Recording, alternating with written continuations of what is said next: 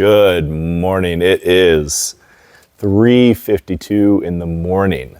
What am I doing awake? Well, clearly we're lifting. Woke up this morning, last night, whatever it is, at about 1:30, 2 o'clock. And my body said, hey man, we're not tired anymore. Time to get up.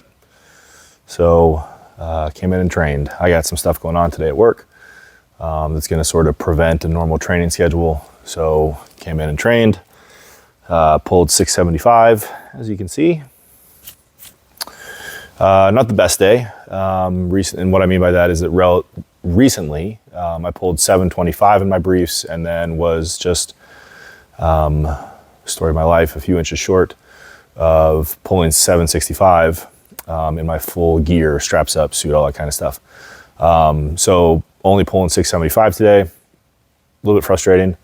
Definitely wanted more, but I can make up all the excuses I want, right? Like it's almost 4 o'clock in the morning. It was 3 o'clock by the time I was lifting. Different barbell than I'm used to, all that kind of stuff, right? So there's all these different variables that I could spout out as far as why things didn't go as well as I wanted them to. But it's all relative, right? Like 675 is nothing to shake a stick at. I actually had that conversation with one of my lifters, one of my coached lifters, my power lifters, that everything's relative, right? Like, there was a time when I sort of got back into powerlifting. It wasn't too long ago, actually, after I'd moved here, where I tried deadlifting 585 and couldn't do it. And that was a very frustrating moment because, again, for some people, 585 is like, that's a crazy number. And for some people, it's like, well, that's a warm up. Or it's as Dave Hoff likes to talk about, it's a number that you've conquered, right? So to not be able to pull that was incredibly frustrating. And that was, I think, sort of a turning point of like, okay, I gotta get serious about this again. So it's all relative, right? So like 675, for some people is gonna be a max or super maximal or, an astronomically large number that is so far beyond the world, beyond the possibility of reality that they just can't comprehend it, right? But for some people, it's a warm up or it's an attempt. And I take that into consideration when I think about things like that. But it's all in all a good day. Videos are up on my Instagram at JimberJacked if you want to check them out. But not a bad morning all in all. So, but I didn't get on here this morning to sort of, talk about myself and my morning, all that kind of stuff. So today I wanted to talk about the use of accommodating resistance and what it is and why I choose to use it both in my training and with my tactical operators. So essentially, accommodating resistance is just the application or the addition of either bands, elastic rubber bands, or chains to a barbell to alter the strength curve. And what I mean by that is that each movement pattern or each movement, like squat, bench, deadlift, etc., has a strength curve. And if it's a left to right, it kind of looks like this, right? Whereas hopefully I don't screw this up. As velocity increases, force decreases. And as force increases, velocity decreases, right? So the more force you apply to something, well, I'm probably getting too lost here. Anyway, heavy stuff moves slow. You have to apply a lot of force to it. Light stuff moves fast. You don't have to apply a lot of force to it. Okay? That's the short and skinny of it. God, that was terrible. But what bands or chains do is that they alter that strength curve, right? So they push it up and to the right. So this way, which is my left, your right. So what they do is they provide, again, accommodating or adjusting resistance, sort of a sliding resistance scale across the entirety of the movement pattern. So what happens essentially as we stand up? So let's take the deadlift, for example, right?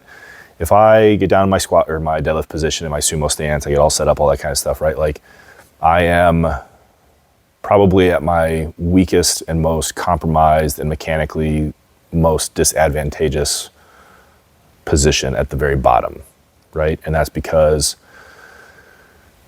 mechanically, yes, there's tension assigned throughout the musculature, throughout the connective tissue, all that kind of stuff, right? And then if we're in gear, there's obviously tension in the gear. So maybe it's not the most mechanically disadvantageous, but it's, I think, in my opinion, the way that I look at it is that the bottom of the deadlift is the most compromised and disadvantageous position to be in. You are starting from zero. You have no eccentric load on the way down like you do in a squat or a bench, right? You are starting from zero. So for the deadlift in particular, that bottom position is the most disadvantageous and it's the most challenging, and you want to spend the least amount of time there, right? And then as we stand up, right, as we engage and go vertical, we get extended through the hips, the knees, the ankles, and the shoulders. Our joints align and stack, and our body goes into a much more mechanically advantageous position, right? So we are stronger at the top, weaker at the bottom, and then depending on your particular leverages and your particular stance, whether it's conventional or sumo or some kind of hybrid, you're going to be, stronger in certain positions versus others, or certain ranges of that movement than others, right? So for me personally, my big sticking point sumo is like right above the knees. If I don't do my technique right, if I don't dial it in, if I don't execute the first pull off the floor well and deliberately and precisely, I get stuck at the top of my knees. And because that's sort of where, like in gear, that's where the gear starts to lose a lot of its oomph, right? A lot of its support, because you are getting into extension. You are losing the tension of the suit and of the briefs and of the gear, right? So, so what bands or chains do is that as you stand up, it continues to add load throughout that range of motion, right? So there's 675 pounds of weight on this bar right now. That is a static load. That is not changing from the bottom of the rep to the top of the rep. The load doesn't change. Now the force required to move it is going to change throughout your range of motion, from your base to your extension, from your start to your finish, right? But the load doesn't change. What bands or chains do, or what bands and chains do, is that they add load throughout the range of motion, right? So that as we lift, as we go through the movement, again, whether deadlift, squat, bench, or whatever, right? The weight gets heavier. Well, typically accommodating resistance is used as resistance, but you can also use accommodating resistance as assistance, I guess you could argue. So like reverse bands, but that's a tale for a different time. But as you stand up, again, or as you press, or as you go into extension, it adds load to the rep or to the movement. So it makes it not lighter at the bottom, but that load is lesser at the bottom and greater at the top, right? So if we think about that from an equipped powerlifting perspective, and this is where a lot of people I think go wrong, is that they think that bands and chains or accommodating resistance is just for equipped powerlifters. And absolutely it has value 100% in equipped powerlifting. I will not argue that it does not have value in equipped powerlifting. I will, however, argue that it has application and value across other fields and other areas and other spectrums or other zones of the spectrum, so to speak. But in the gear, so let's talk bench press, right? So if you're in a bench shirt, you have this big collar that scoops down around your chest, and as you come down, it stores energy, right? There's resistance, there's energy storage, and then it binds up, and then as you press, it releases that energy, releases that kinetic, that potential energy turns into kinetic energy, and then you can ride that momentum to lockout. Now, what'll happen though is, again, like in a bench shirt, you eventually lose that support, right? So if I'm here at the bottom, I'm touching, I have a lot of, for me again particularly, I have a lot of momentum from touch to about midway.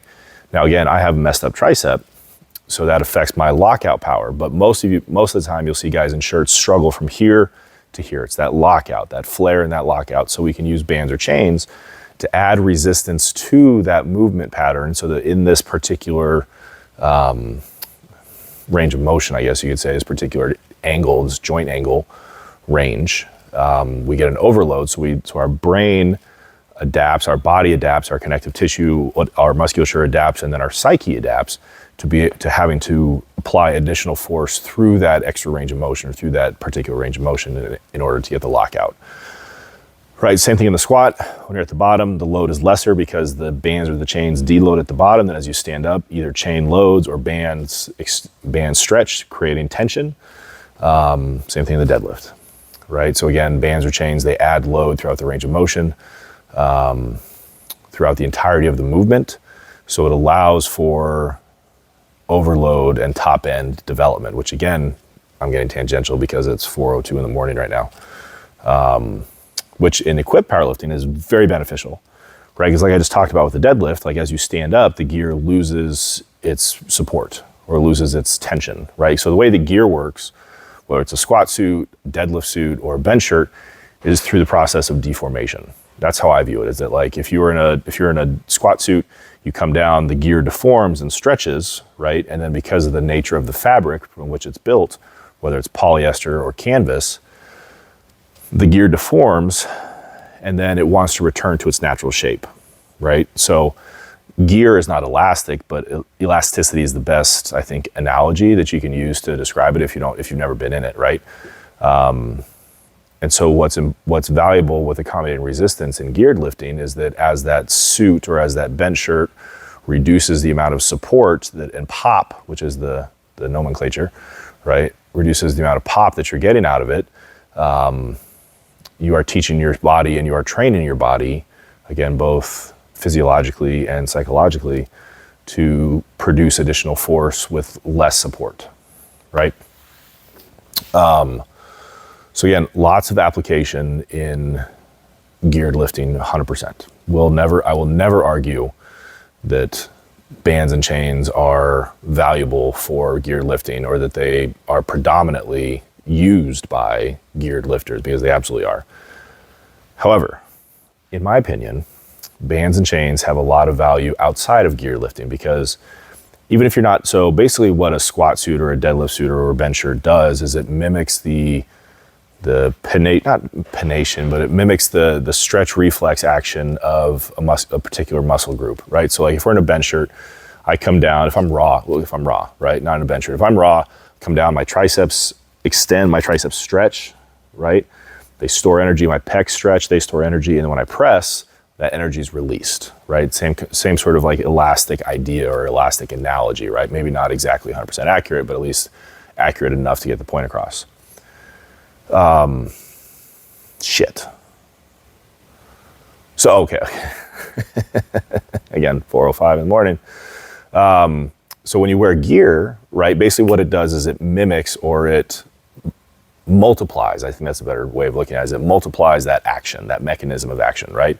So if I'm in a bench shirt, I come down, my triceps load, my delts load, my pecs load, my lats load, and then if I'm in a bench shirt, I have another 2 or 3 layers of material on top of that that is also going through that deformation process, right? And when I press, I have not only my local organic musculature, but also the artificial layers or the additional layers of material on top of me to support me, right? So the process is the same, right? Deformation of the musculature, deformation of fabric.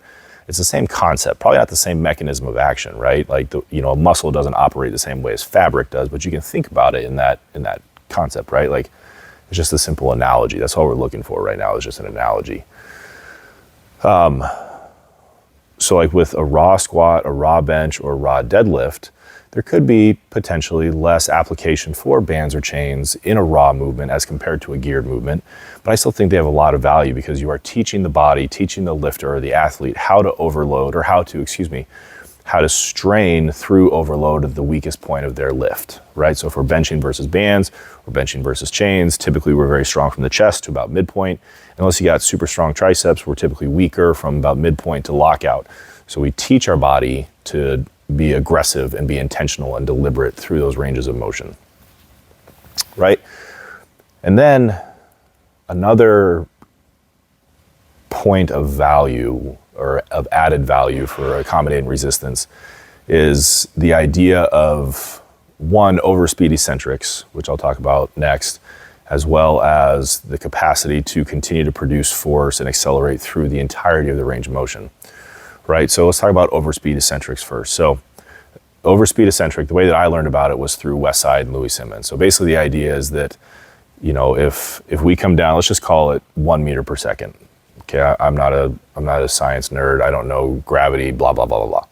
Right, but let's say we come down naturally at 1 meter per second, right? That's our descent speed, right? The muscle will store so much energy, like X amount of energy in that time. So if it takes me 1 meter, 1 second to get from here to here, I will have stored that much energy. Now, how many newtons that is, blah, blah, blah, I don't know, right?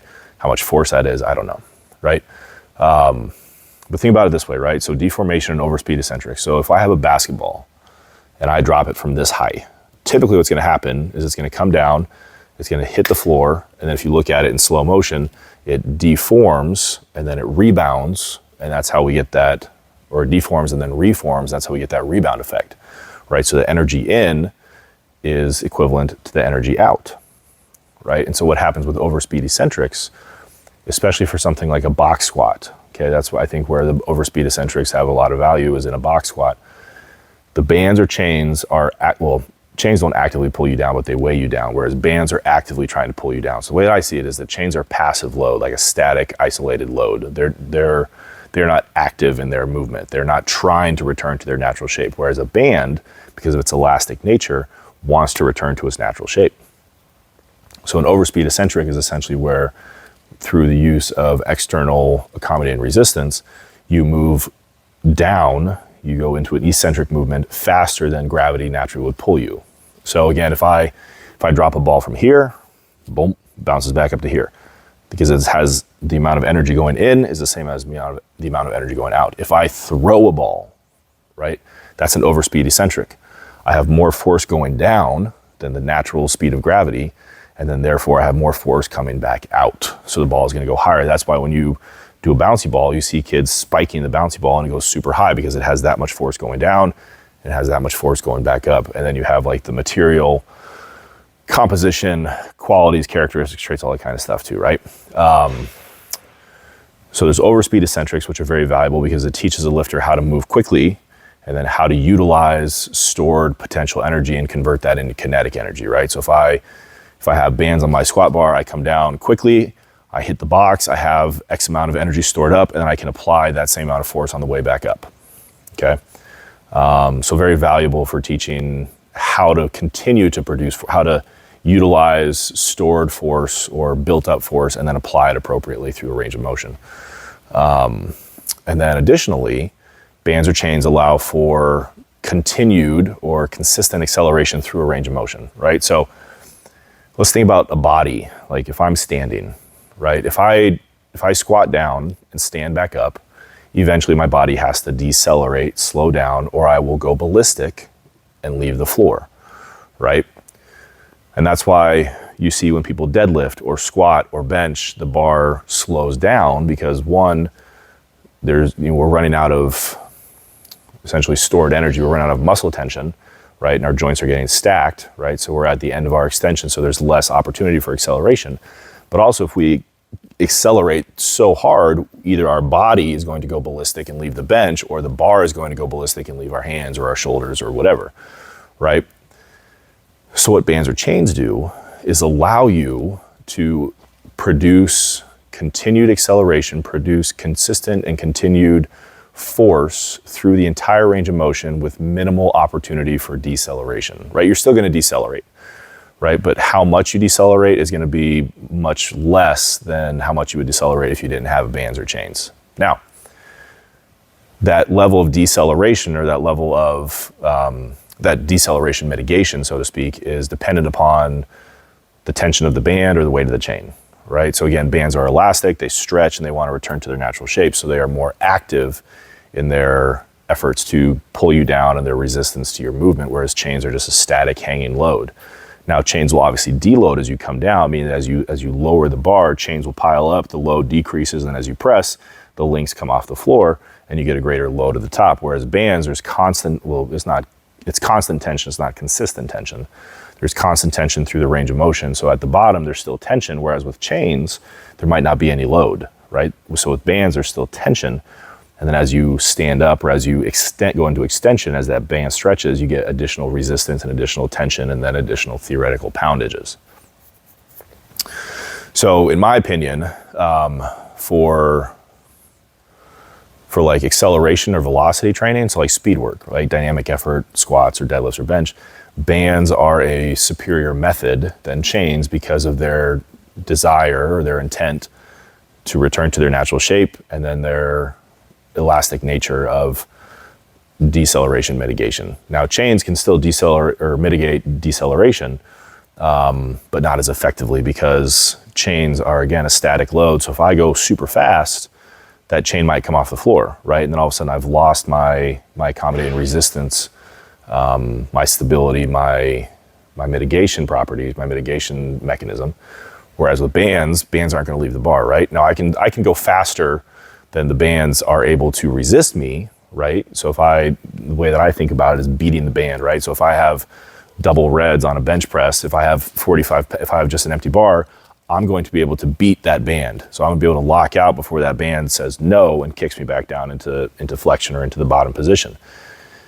If I put double oranges, like double lights or double averages on a band, it's going to be a very different story, right? More resistance, more tension, more force is necessary, and that deceleration mitigation is going to be much higher, right? So as I press, the force that I put into the barbell is going to be overcome by the force going back into the barbell from the bands. So bands are very valuable for speed work. In my opinion, chains are more valuable for like sort of brute strength because of their static load. Like bands are absolutely still valuable, and there's probably people out there who are saying, Jim, you're an idiot. Like chains are better for speed work, bands are better for strength work, whatever, right? Doesn't really matter. At the end of the day, just do what you want to do and be happy and lift heavy weights and do all that kind of stuff, right? I don't really care. That's just my opinion, is that chains are better for strength work, whereas bands are better for speed work. Now, how does that apply to the tactical population, right? That's what we're all waiting for here, is how does that apply to the tactical population? Well, for all the reasons I just mentioned, right? Like force production, rate of force development, right? So force production is how much force you can produce, how strong you are. Rate of force development is how fast or how quickly you can produce that force or how quickly you can develop that force, right? So both of which are qualities and characteristics or traits that operators absolutely need, right? They need to be strong and they need to be explosive, right? Now, again, you could say that operators need to be good at everything. It's very true, right? They need to be fast, they need to be strong, they need to have endurance, they need to be mobile, flexible, resilient, durable, blah, blah, blah, blah, blah, right? But accommodating resistance, bands and chains have a lot of value in this population because it does teach you how to do those things, how to continue to produce force and how to accelerate aggressively and intentionally through ranges of motion. It also adds, and this might be a little more psychosomatic or a little more placebo effect potentially, but it adds a sense of novelty to the lift, right? And a lot of these guys, a lot of the operators with whom I work are very intelligent people, right? They're very smart, they're very knowledgeable, they're very experienced in different fields. And a lot of them have been lifting for a long time, just like straight bar, barbell, dumbbells, that kind of stuff, right? And they've gotten to where they are based on those merits and those actions and those activities, right? But if we do something they've never done before, it's a challenge. So if they've never squatted versus bands before, if they've never benched versus chains before, or they've never used a football bar or a safety squat bar or whatever, right? There's a sense of training novelty that is created through that application of different variables and different factors, of novel variables, right? That creates, in my opinion, interest, buy-in, and then adherence, which then creates ultimately a more productive training effect, right? Or more concrete or powerful, profound, there we go, more profound training effect. So yeah, I had a discussion the other day online, which was actually pretty respectful both ways, with an individual who said that bands and chains were overrated. Now, this individual, I'm not going to name, it doesn't matter, also said that he had never tried them, right? So he didn't have, in my opinion, any ground to stand on, a leg to stand on, right? But he basically said that bands and chains for the majority of the population, in his sense, like the gen pop, were overrated. And for some people, they probably absolutely are, right? There's probably zero reason for my grandma, if I had one right now, if she weren't dead, ooh, that got morbid.